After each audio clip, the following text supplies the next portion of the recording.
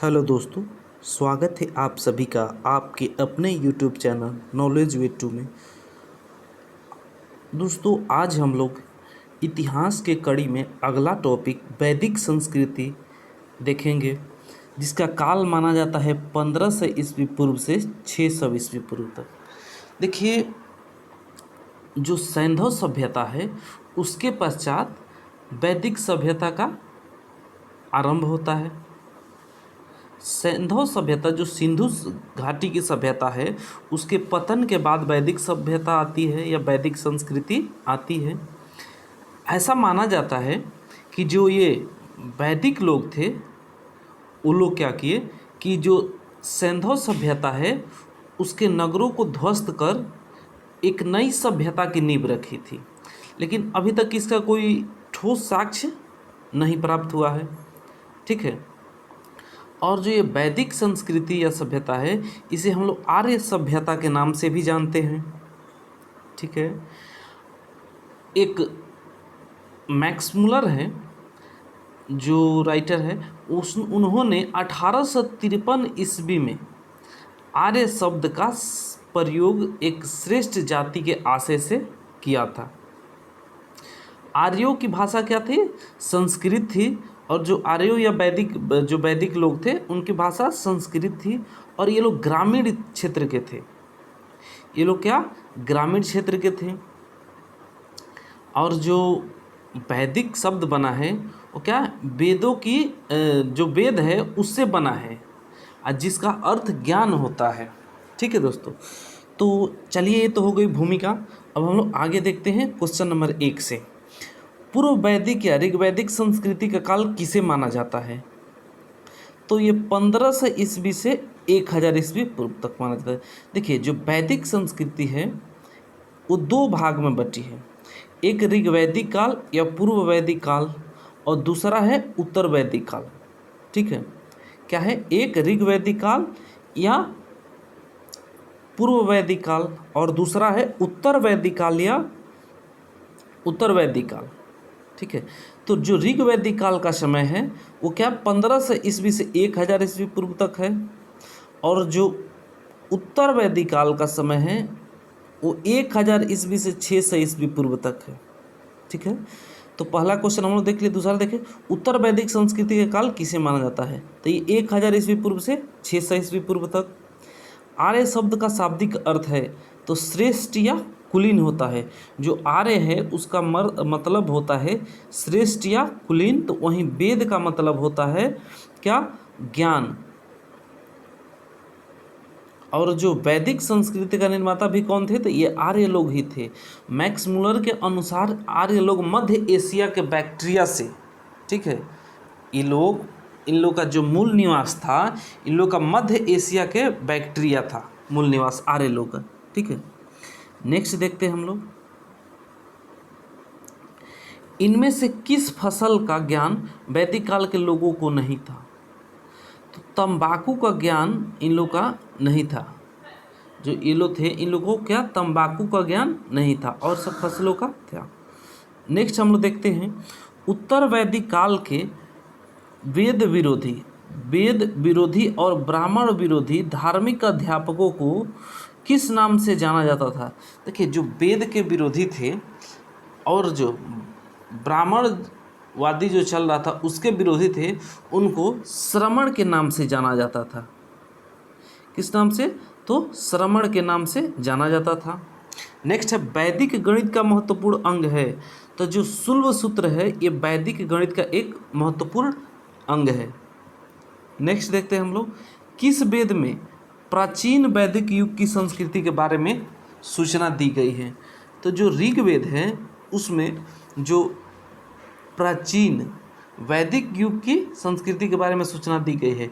ऐसे भी हम लोग देखें तो ऋग्वेद जो है ये सबसे पुराना यानी कि प्राचीन वेद माना जाता है। और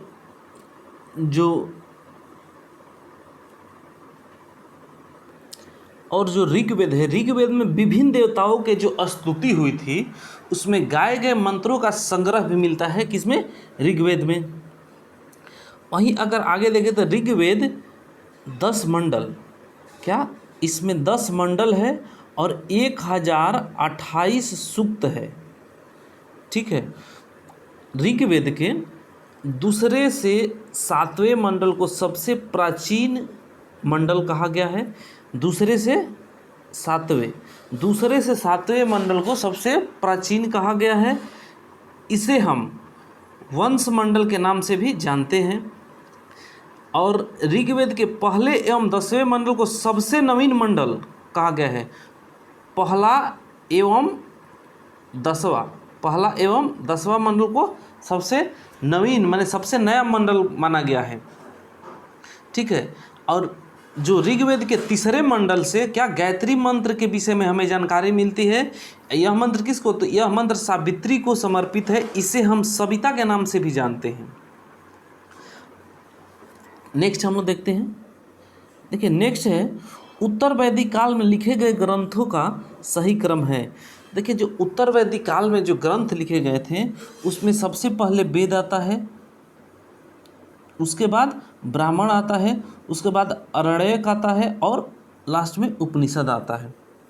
ठीक है। नेक्स्ट देखते हैं हम लोग वेदों की संख्या कितनी है। तो वेदों की संख्या 4 है। कौन कौन सा, तो ऋग्वेद, पहला ऋग्वेद, दूसरा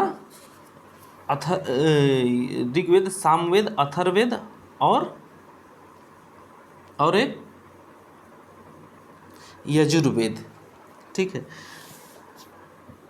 नेक्स्ट हम लोग देखते हैं कौन से 3 वेद संयुक्त रूप से त्रयी का या वेद त्रयी कहलाते हैं। देखिए जो ऋग्वेद है, पहला वेद ऋग्वेद है, दूसरा यजुर्वेद है, तीसरा सामवेद है और लास्ट का अथर्ववेद है। तो अथर्ववेद को त्रयी में नहीं लेते हैं। जो शुरू का 3 है उसे ही हम लोग क्या त्रयी के अंतर्गत रखते हैं। ठीक है। अब देखिए नेक्स्ट है भारत के राज चिन्ह में प्रयुक्त होने वाले शब्द सत्यमेव जयते किस उपनिषद से लिया गया है। तो सत्यमेव जयते मुंडको उपनिषद से लिया गया है। किसे, मुंडको उपनिषद। जो सत्यमेव जयते है इसे अगर देखें तो यह क्या जो सारनाथ का जो आपका स्तूप है उससे भी इसको जोड़ा जाता है। ठीक है। वहाँ पे लिया गया था मुंडको उपनिषद से और वहाँ से भारत में लिया गया है।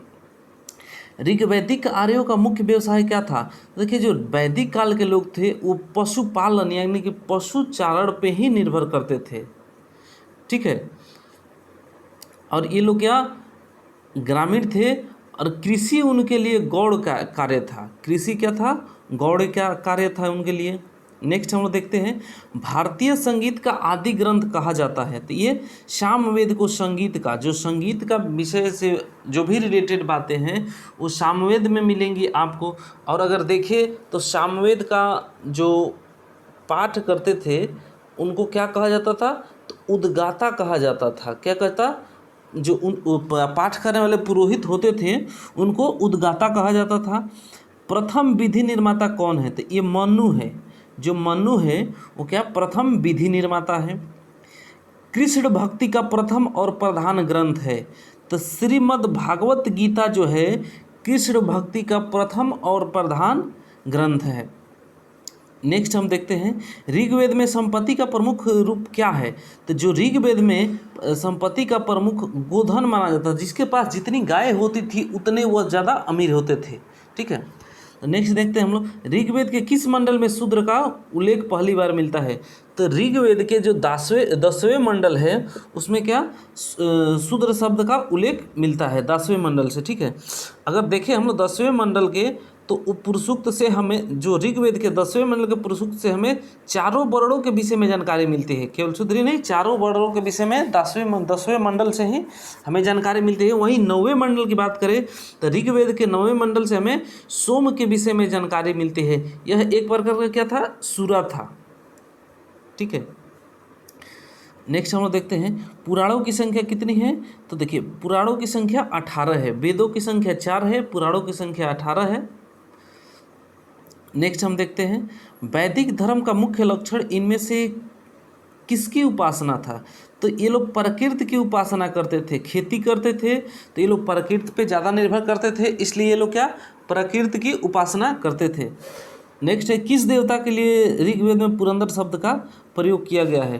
तो देखिए पुरंदर शब्द का प्रयोग इंद्र के लिए, इंद्र क्या है, इंद्र के लिए क्या पुरंदर शब्द का प्रयोग किया गया है इसमें, ठीक है। अगर देखिए तो सिंधु नदी का भी इसमें सिंधु के बारे में भी इसमें क्या प्रयोग किया गया है।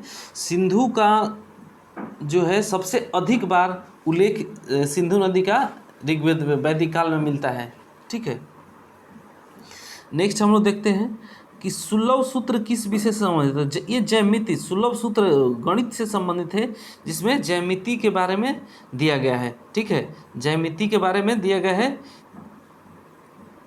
और वही धर्म सूत्र को देखें, एक धर्म सूत्र भी था जो वो किससे संबंधित था, उससे पता चलता है कि राजा एवं प्रजा के बीच किस तरह के संबंध होना चाहिए, ठीक है, धर्म सूत्र से। और एक है कल्प सूत्र, तो जो कल्प सूत्र से है हमें क्या वैदिक कर्मकांड के विषय में जानकारी मिलती है कल्प सूत्र से, ठीक है। और एक गृह सूत्र है, इसमें जो है क्या होता है कि हमें गृहस्थ जीवन के विषय में जानकारी मिलती है। नेक्स्ट हम देखते हैं, नेक्स्ट है आपका कि अस्तोमा सदगम कहाँ से लिया गया है। तो ये ऋग्वेद से ही लिया गया है, अस्तोमा सदगम ये ऋग्वेद से ही लिया गया है। नेक्स्ट देखते हैं आर्य भारत में सबसे भारत में बाहर से आए और सर्वप्रथम बसे थे। तो जो आर्य थे वो मध्य एशिया से आए थे मैक्स मुलर के अनुसार। वहीं बाल गंगाधर तिलक कहते हैं कि उत्तरी ध्रुव से आए थे। तो वही दयानंद सरस्वती कहते हैं कि नहीं ये लोग तिब्बत से आए थे।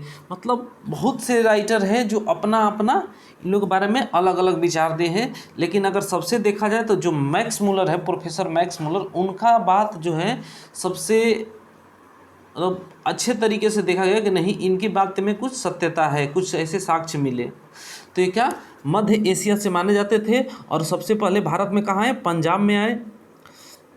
वेदों को अपौरुषेय क्यों कहा गया है, क्योंकि वेदों की रचना देवताओं द्वारा की गई है। देखिए अपौरुषेय का मतलब है वेदों की रचना क्या मानव ने, पुरुष ने नहीं की है, ये क्या ये देवताओं के द्वारा किया गया है, इसलिए वेदों को अपौरुषेय कहा गया है। अब वेद को हम जो श्रुति एवं संहिता के नाम से भी जानते हैं। वेद को संकलित करने का श्रेय किसे जाता है, तो जो महर्षि वेद व्यास है ना उनको जाता है, ठीक है। नेक्स्ट देखते हैं हम लोग, नेक्स्ट है वैशेषिक दर्शन के प्रतिपादक है। तो उल्लूक कड़द थे वैशेषिक दर्शन के प्रतिपादक है। मीमांस या पूर्व मीमांस दर्शन के प्रतिपादक है, तो जैमिनी है। जैमिनी क्या है, मीमांस या पूर्व मीमांस दर्शन के प्रतिपादक है।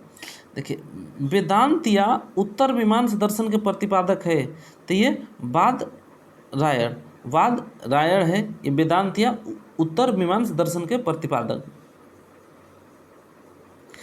ऋग्वेद का कौन सा मंडल पूर्णतः सोम को समर्पित है। तो जो सोम को समर्पित है वो 9वां मंडल है। सोम को क्या सूरा भी हम लोग कहते हैं। 9वें मंडल में जो मिला है। 10वां मंडल में क्या मिला है, 10वें मंडल से हमें चारों वर्णों की जानकारी मिलती है। ब्राह्मण, क्षत्रिय, वैश्य एवं शूद्र के बारे में हम लोग को किसे 10वें मंडल से जानकारी मिलते हैं। वहीं हम लोग देखें तो दूसरे से 7वें मंडल को क्या सबसे प्राचीन देखते हैं। मंडल की संख्या कितनी है, तो मंडल की संख्या 10 है, 1028 सूक्त है। नेक्स्ट देखते हैं प्रसिद्ध 10 राजाओं का युद्ध, दशराज युद्ध किस तट पर लड़ा गया था। तो पुरुषड़ी नदी थी, एक पुरुषड़ी नदी थी, वहाँ पे दशराग युद्ध चला था, ठीक है। पुरुषड़ी नदी के तट पे लड़ा गया था। नेक्स्ट है धर्मशास्त्रों में भू राजस्व की दर क्या है। तो धर्मशास्त्रों में जो भू राजस्व यानी कि जो भू को लिए राजस्व लिए जाते थे वो 1/6 लिए जाते थे। 800 ईस्वी पूर्व से 600 ईस्वी पूर्व का काल किस युग से जुड़ा है। देखिए 800 से 600 ईस्वी पूर्व ये ब्राह्मण युग कहा जाता था, ठीक है। ये ब्राह्मण युग से जुड़ा हुआ है, ठीक है। जो ये वैदिक काल है ये क्या एक ब्राह्मण युग था। तो इसी के युग में क्या ये आता है। किस युग में अछूत की अवधारणा स्पष्ट रूप से उदित हुई है। तो धर्मशास्त्र काल में अछूत जो भी मतलब शूद्र जाति के लोग थे, इनको क्या आते आते देखिए ये कब कैसे होता क्या है, जो आपके उत्तर वैदिक काल है इसमें इसका प्रसार बहुत ज़्यादा होता है। ऋग वैदिक काल में उतना नहीं था, लेकिन जैसे जैसे हम लोग अपने आगे बढ़ते गए ये सब क्या बढ़ते गया, ठीक है। और आज देखिए तो इस लेवल पर हो गया है कि आज कहना ही नहीं है इस सब में, ठीक है। देखिए अब नेक्स्ट है एशिया माइनर स्थित बोगाजोकोई का महत्व इसलिए है कि उनका महत्व क्यों है, तो देखिए वहाँ जो अभिलेख प्राप्त हुए हैं उनमें 4 वैदिक देवताओं इंद्र, वरुण, मित्र, नासत्य को उल्लेख मिलता है, इसलिए जो एशिया माइनर स्थित बोगाजोकोई का महत्व इसीलिए है, ठीक है। नेक्स्ट हम लोग देखते हैं, देखिए नेक्स्ट है गायत्री मंत्र किस पुस्तक में मिलता है, तो ये ऋग्वेद में मिलता है। जो गायत्री मंत्र के बारे में जानकारी आपको ऋग्वेद में मिलती है, और ऋग्वेद में भी देखेंगे तो गायत्री मंत्र किस तीसरे मंडल से, जो तीसरा मंडल है उसमें गायत्री मंत्र के विषय में जानकारी मिलती है। यह मंत्र सावित्री को समर्पित है, इसे हम सविता के नाम से भी जानते हैं, ठीक है। नेक्स्ट देखते हैं न्याय दर्शन को प्रचारित किया था, तो गौतम ने, जो गौतम थे वो क्या न्याय दर्शन को प्रचारित करते हैं, एक ऋषि थे। प्राचीन भारत में निष्क से जाने जाते थे, निष्क से जाने जाते थे, तो ये स्वर्ण आभूषण को हम लोग क्या निष्क बोलते थे, और स्वर्ण आभूषण को निष्क के नाम से जाने जाते थे हम। योग दर्शन के प्रतिपादक थे, तो योग दर्शन के प्रतिपादक पतंजलि हैं, ठीक है। जो पतंजलि हैं वह क्या योग दर्शन के प्रतिपादक इनको माना जाता है। नेक्स्ट देखते हैं हम लोग उपनिषद पुस्तकें है, तो जो उपनिषद है वो दर्शन पे है, फिलॉसफी जो आप लोग जानते हैं ना वही है, दर्शन से जुड़ा हुआ है आप लोग का उपनिषद पुस्तकें। नेक्स्ट है आरंभिक वैदिक साहित्य में सर्वाधिक वर्णित नदी है, तो हम बताएं आप लोगों की सिंधु नदी का वर्णन सबसे अधिक बार मिलता है आप लोग को, जो ऋग्वैदिक काल में मिलता है, ठीक है। और देखें तो ऋग्वेद में गंगा का भी उल्लेख एक बार मिला है, वहीं जमुना का, जो यमुना नदी है उसका भी 3 बार उल्लेख मिलता है। सरस्वती, जो सरस्वती है उनको सबसे पवित्र माना गया है और उन्हें माँ कहकर संबोधित किया गया है वैदिक काल में, ऋग्वैदिक काल में, ठीक है। नेक्स्ट हम लोग देखते हैं उपनिषद काल के राजा अश्वपति शासक थे, तो ये उपनिषद काल के जो राजा थे अश्वपति, वो क्या कैकेय एक राज्य था वहाँ के ये शासक थे। नेक्स्ट देखते हैं अध्यात्म ज्ञान के विषय में नचिकेता और यम का संवाद किस उपनिषद में प्राप्त हुआ है, तो कठोर उपनिषद से नचिकेता जो है, नचिकेता और यम के संवाद का मिलता है किसे, तो कठोर उपनिषद से जानकारी मिलती है। नेक्स्ट देखते हैं वैदिक नदी कुंभा या काबुल का स्थान कहाँ निर्धारित होना चाहिए, तो अब अफगानिस्तान में जो है, जो वैदिक नदी कुंभा थी उनका स्थान निर्धारित माना जाता है। नेक्स्ट देखते हैं हम लोग, नेक्स्ट कपिल मुनि द्वारा प्रतिपादित दार्शनिक प्रणाली है, तो सांख्य दर्शन से क्या है, सांख्य दर्शन है, जो कपिल मुनि के द्वारा किया गया था वो क्या है, सांख्य दर्शन है।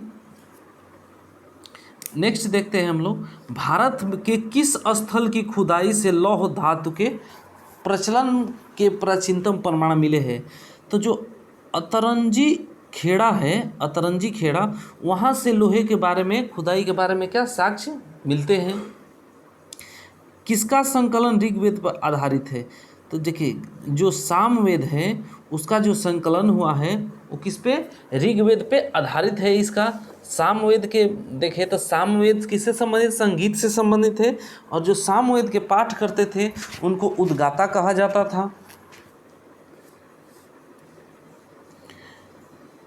नेक्स्ट है प्रस्थान त्रय में शामिल नहीं है, तो जो भागवत है वो क्या प्रस्थान त्रय में शामिल नहीं है। त्रय में कौन कौन से वेद आते हैं, जो अथर्ववेद छोड़ देते तो तीनों वेद आते हैं, ऋग्वेद, यजुर्वेद और सामवेद, ठीक है, त्रय के अंतर्गत आते हैं। कर्म का सिद्धांत संबंधित है ते मीमांस से है। जो कर्म का सिद्धांत है वो किससे संबंधित है? मीमांस से है। नेक्स्ट है चरक संहिता नामक पुस्तक किस विषय से संबंधित है?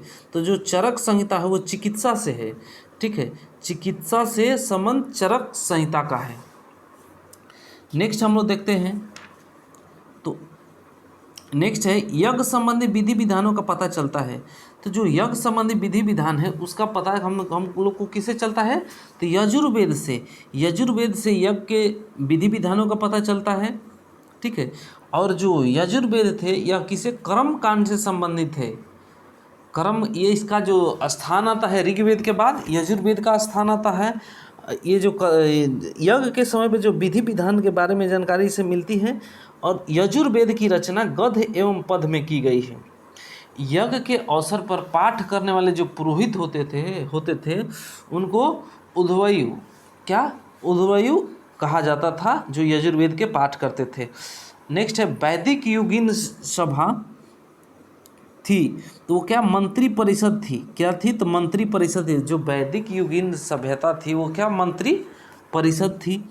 नेक्स्ट है वैदिक युग में प्रचलित लोकप्रिय शासन प्रणाली थी, तो गणतंत्र थी। जो गणतंत्रात्मक होता है वो वैदिक युग में भी हमें देखने को मिलती है। नेक्स्ट है सबसे प्राचीन वेद कौन सा है? तो देखिए सबसे प्राचीन वेद ऋग्वेद है, उसके बाद यजुर्वेद है, उसके बाद सामवेद है, तब सबसे नवीन अथर्ववेद है। नेक्स्ट है कौन भारतीय दर्शन की आरंभिक विचारधारा है? तो ये सांख्य दर्शन। जो सांख्य दर्शन है वो आरंभिक विचारधारा माना जाता है। नेक्स्ट है सांख्य योग। जो सांख्य योग, न्याय, वैशेषिक, मीमांस एवं वेदांत, इन 6 भिन्न भारतीय दर्शनों की स्पष्ट रूप से अभिव्यक्ति हुई तो ये वैदिक युग में हुई थी। जो इनकी अभिव्यक्ति हुई क्या? वैदिक युग में ये लोग क्या आए। सिंधु सभ्यता में ऐसा कोई नहीं मिला, लेकिन वैदिक सभ्यता में इनकी जानकारी मिलती है। नेक्स्ट, ऋग्वेद के किन 6 मंडलों को वंश मंडल या गोत्र मंडल कहा गया? देखिए दूसरे से जो 7वें है ये सबसे प्राचीन माना जाता है और इसे ही क्या वंश मंडल या गोत्र मंडल के नाम से हम लोग जानते हैं। वहीं 1 एवं 10 जो पहला एवं 10वां जो है मंडल उसको सबसे नवीन माना जाता है। जबकि हम लोग देखेंगे कि ऋग्वेद के 9वें मंडल से सोम के विषय में जानकारी मिलती है जिसे हम सूरा कहते हैं। ठीक है, 7वें मंडल से 10 राग युग है उसके बारे में जानकारी मिलती है। अगर और देखें 10 राग युद्ध के बारे में तो जो 10 राग युद्ध था 10 राजाओं के साथ युद्ध, 10 राग युद्ध पुरुषड़ी नदी के तट पर भारत वंश के जो राजा सुदास तथा 10 जनों 5 आर्य एवं 5 अनार्य के बीच हुआ था। ठीक है, अंत में जो होता है इस युद्ध में जो भारत राजा सुदास की विजय हुई। कौन? सुदास की इसमें विजय होती है और इस युद्ध का वर्णन ऋग्वेद में विस्तार से किया गया है। ठीक है, किस वेद में जादुई, माया और वशीकरण का वर्णन है? तो जो अथर्ववेद है ना, अथर्ववेद उसमें क्या मिलता है आपको कि जादू, टोना, भूत प्रेत, चिकित्सा, इस सब के बारे में जानकारी हमको कहाँ मिलती है? तो ये अथर्ववेद में मिलती है। ठीक है, और जो यज्ञ के अवसर पर अथर्ववेद के जो पाठ करने वाले पुरोहित को क्या कहता? वहमा कहा जाता था या ठीक है ब्रह्मा या बहमा कहा जाता था। ठीक है, इनका काम यज्ञ का निरीक्षण करना होता था। जो आपका यजुर्वेद था वो का कर्मकांड से था और जबकि अथर्ववेद के जो लोग थे उनका काम जो है अपना निरीक्षण करना होता था। ठीक है, और इसमें भी देखिए तो गोत्र शब्द का सर्वप्रथम उल्लेख अथर्ववेद में ही मिलता है। ठीक है, ये त्रय के अंतर्गत नहीं आता है। त्रय के अंतर्गत 3 वेद आते हैं, ऋग्वेद, यजुर्वेद और सामवेद। अथर्ववेद त्रय के अंतर्गत नहीं आता है। नेक्स्ट देखते हैं, आर्य शब्द इंगित करता है। देखिए आर्य का मतलब होता है श्रेष्ठ वंश, श्रेष्ठ या कुलीन कहते हैं। आर्य का मतलब क्या होता है? श्रेष्ठ या कुलीन होता है। और जो आर्य है ये क्या एक संस्कृत शब्द है। संस्कृत के जो है वैदिक संस्कृत के निर्माता आर्य ही थे। जो वैदिक संस्कृति थी उसका ये क्या थे, आर्य थे। आर्य लोग प्रोफेसर मैक्स मुलर के अनुसार मध्य एशिया से आए थे। ऋग्वेद में कुल कितने मंडल है? तो ऋग्वेद में 10 मंडल और 1028 सूक्त है। नेक्स्ट हम लोग देखते हैं, आर्य भारत में संभवतः आए थे, तो ये मध्य एशिया से आए थे। और कहाँ पहले आए? तो पंजाब में आए थे। कहाँ? पंजाब में आए थे आर्य लोग। कौन सा वेद अंशतः गद्य रूप में भी रचित है? तो गद्य और पद रूप में यजुर्वेद जो है, ऋग्वेद के बाद यजुर्वेद का नंबर आता है, जो क्या गद्य एवं पद में रचित है। देखिए जो यजुर्वेद है उसका क्या, ये कर्म कांड से संबंधित है। और यज्ञ के जो विधि विधान है, जो यज्ञ के का विधि विधान है, ये क्या आपको यजुर्वेद से यज्ञ के विधि विधान के बारे में जानकारी मिलती है। नेक्स्ट हम लोग देखते हैं, नेक्स्ट है सभा और समिति प्रजापति की 2 पुत्रियां थी का उल्लेख किस वेद में मिलते हैं? तो जो अथर्ववेद में कहा गया है कि जो सभा है और समिति है, ये जो प्रजापति की 2 पुत्रियां है, ठीक है, ऐसा अथर्ववेद में कहा गया है। ऋग्वैदिक युग की प्राचीनतम संस्था कौन सी थी? तो ये विदत, जो विदत है ना, ये ऋग्वेद की सबसे प्राचीनतम संस्था थी। नेक्स्ट है ब्राह्मण ग्रंथों में सर्वाधिक प्राचीन कौन है? तो ये जो शतपथ ब्राह्मण है, ये सबसे प्राचीन ब्राह्मण इनको माना जाता है। किनको? तो ये शतपथ ब्राह्मण को सबसे प्राचीन माना जाता है। नेक्स्ट हम देखते हैं, गोत्र व्यवस्था प्रचलन में कब आई? तो उत्तर वैदिक काल में, जो उत्तर वैदिक काल है उसमें क्या गोत्र प्रथा प्रचलित हुई। जो उत्तर वैदिक का काल 1000 ईस्वी से 600 ईस्वी पूर्व तक माना जाता है। उस समय में क्या गोत्र प्रथा प्रचलित में आई।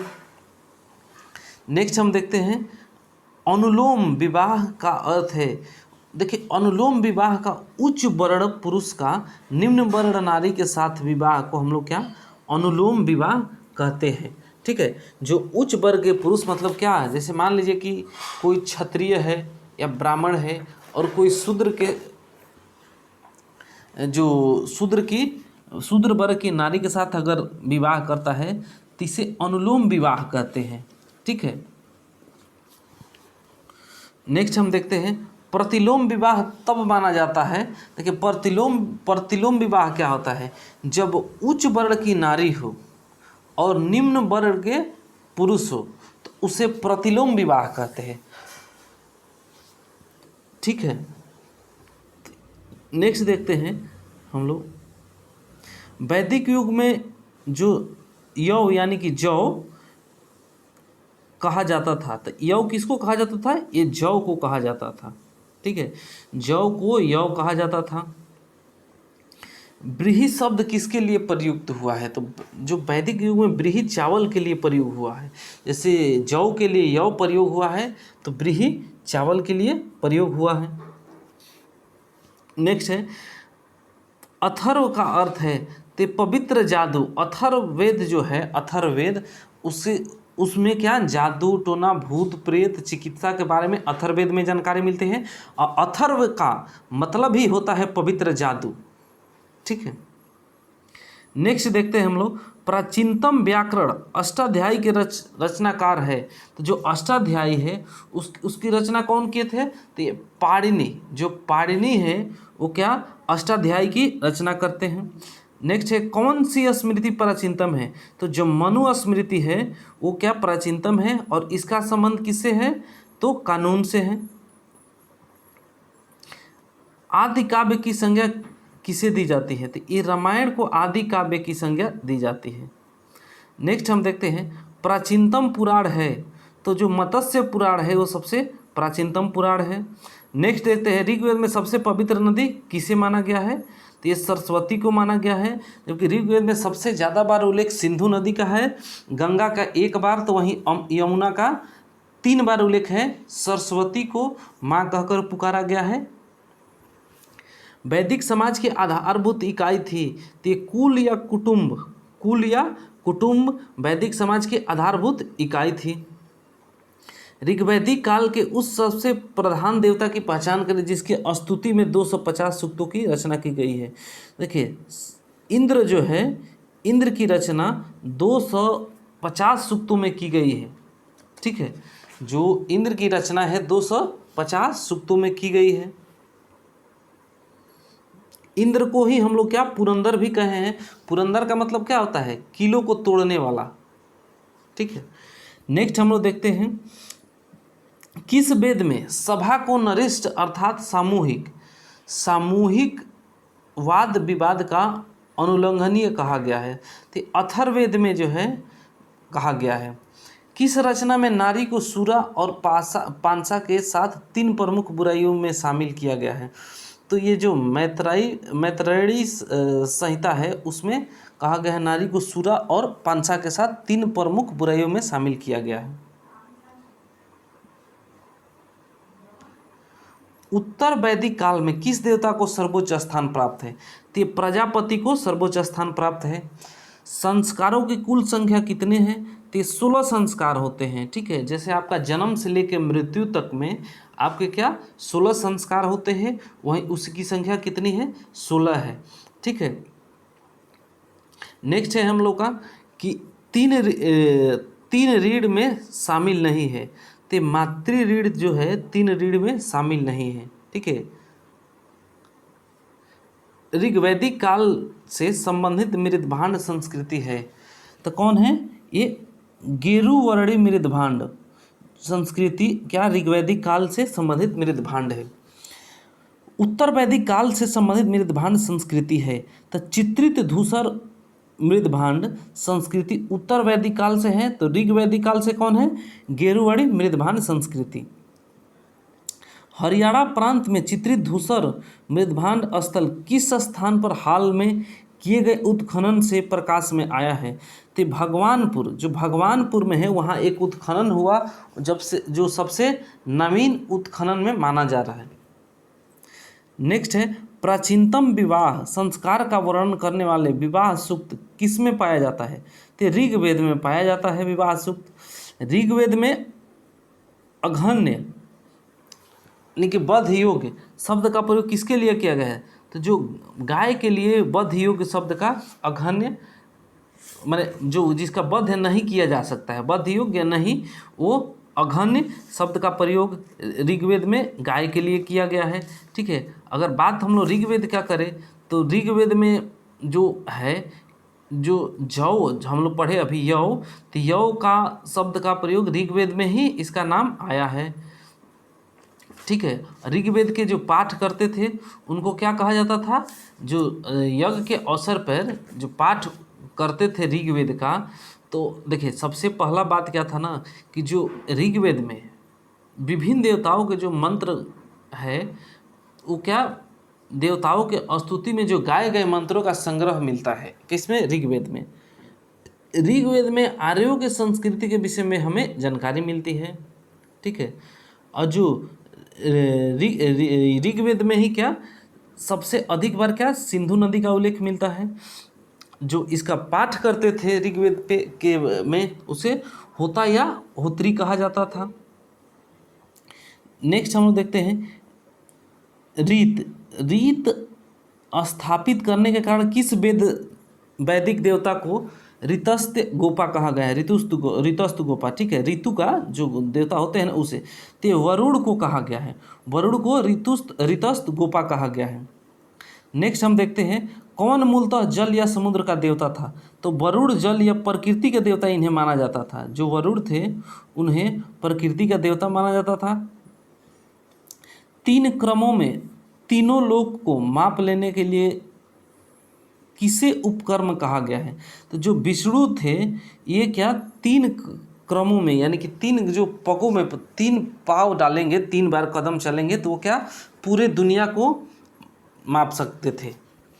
मनुस्मृति मुख्यतः संबंधित है तो समाज व्यवस्था थे, समाज में कैसी व्यवस्था है, कानून व्यवस्था होना चाहिए, ठीक है, उससे मनुस्मृति संबंधित है।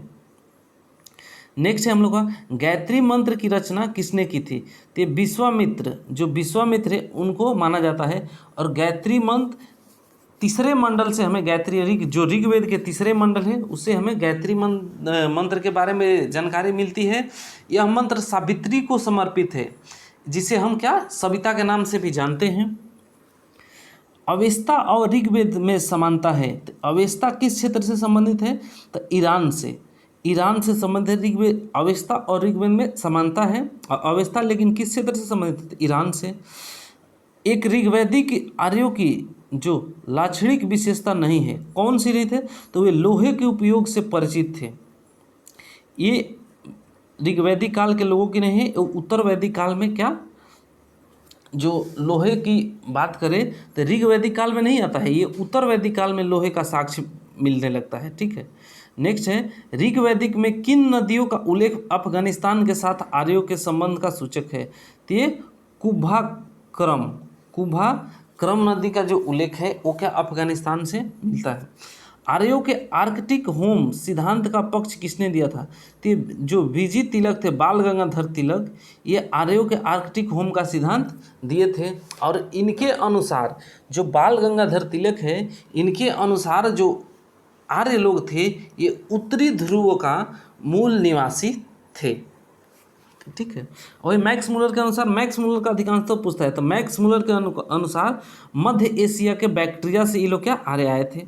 ऋग्वेद में सूक्त है, देखिए 1028 सूक्त है, जबकि 10 मंडल है ऋग्वेद में। नेक्स्ट हम देखते हैं पूर्व वैदिक आर्यों का धर्म प्रमुखतः था। तो ये प्रकृति पूजा और यज्ञ था।